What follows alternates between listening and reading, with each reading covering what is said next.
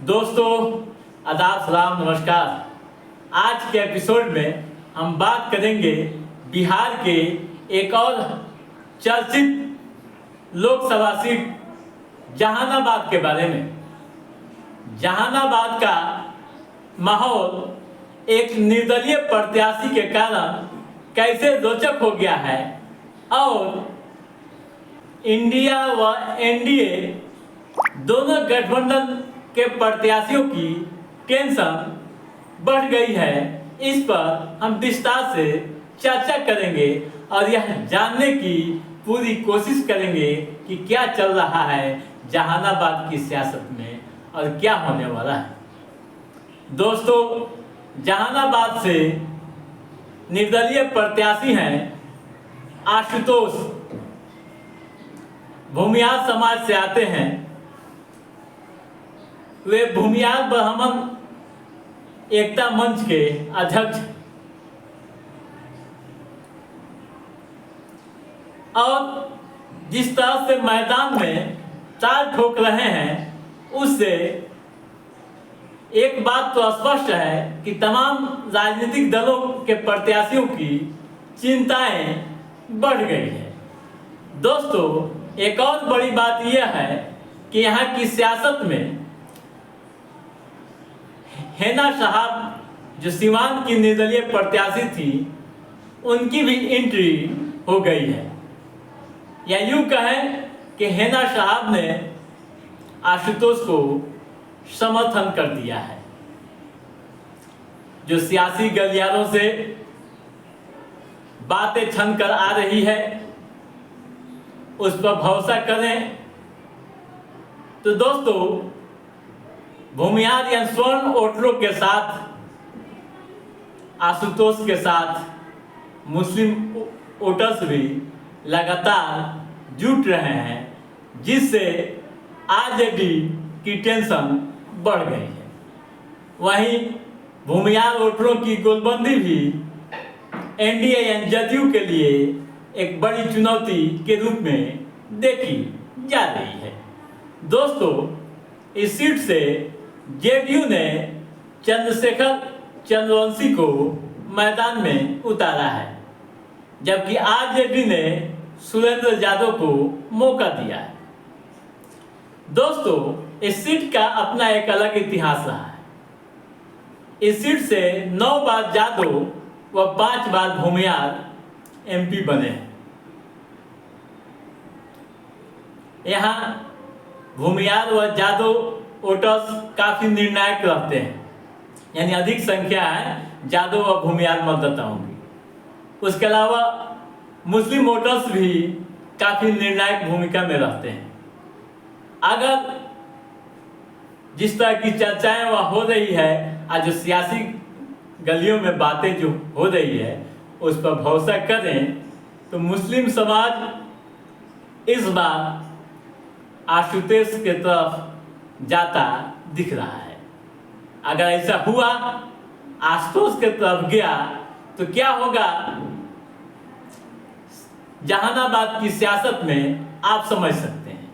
ठीक उसी तरह से भूमिहार यानी स्वर्ण वोटर्स आशुतोष के पक्ष में गोलबंद होते दिख रहे हैं। आप जानते हैं कि स्वर्ण वोटर खासकर भूमिहार बीजेपी के वोटर्स होते हैं और वह बीजेपी में जदयू में न जाकर अगर आशुतोष के पक्ष में गए तो क्या होगा, आप इसे भी सहज समझ सकते हैं कि बीजेपी यानी जदयू को कितना बड़ा नुकसान हो सकता है। हालांकि दोस्तों, यहाँ के भूमिहारों को अपने पक्ष में करने के लिए जेडीयू ने कई स्तर से प्रयास किया है और अभी भी प्रयास जारी है। जो चर्चाएं हो रही है उस पर भरोसा करें तो सरकार यानी मुख्यमंत्री का प्रयास अब तक बेअसर है। अभी चुनाव में थोड़ा समय है, 1 जून को यहाँ आखिरी चरण में मतदान होना है।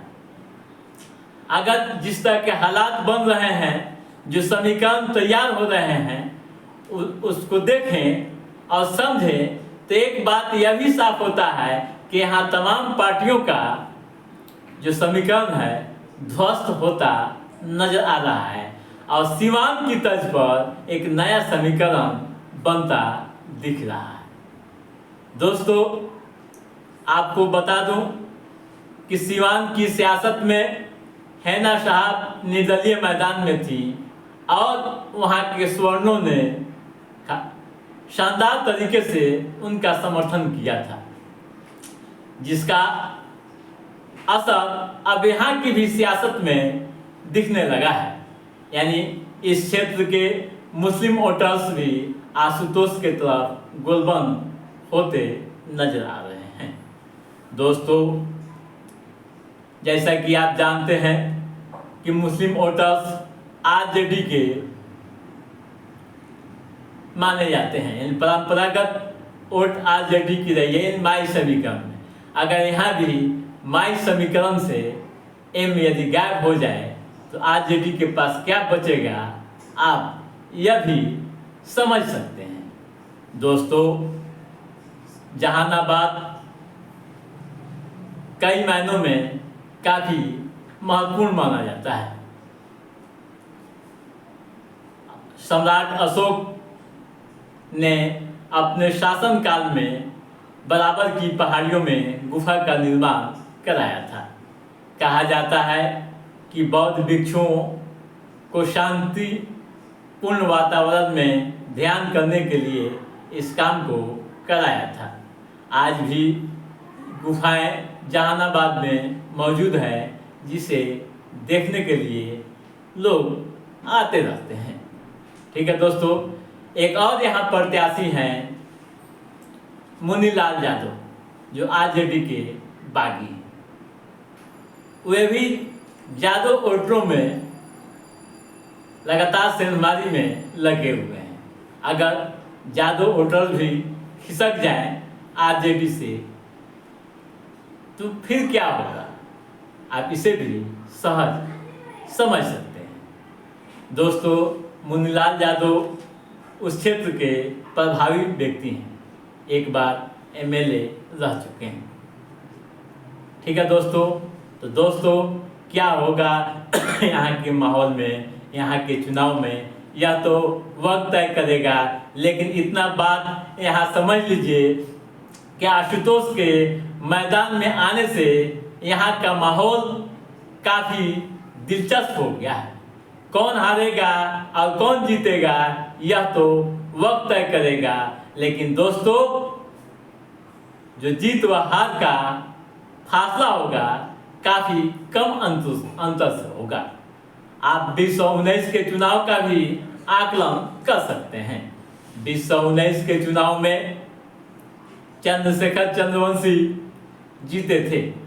काफ़ी कम वोटों के अंतर से उन्हें जीत मिली थी। तो दोस्तों, आज के इस एपिसोड में बस इतना ही। हमारा ये एपिसोड कैसा लगा आप लाइक और कमेंट करके हमें ज़रूर बताइएगा। यदि आपने हमारे चैनल को सब्सक्राइब नहीं किया है तो सब्सक्राइब भी कीजिएगा, ताकि पॉलिटिकल गतिविधियों से संबंधित जो भी अप टू डेट है उसे हम समय समय पर आपके बीच पहुंचाता रहूं। तब तक आप अपने दोस्त को दीजिए इजाज़त। नमस्कार।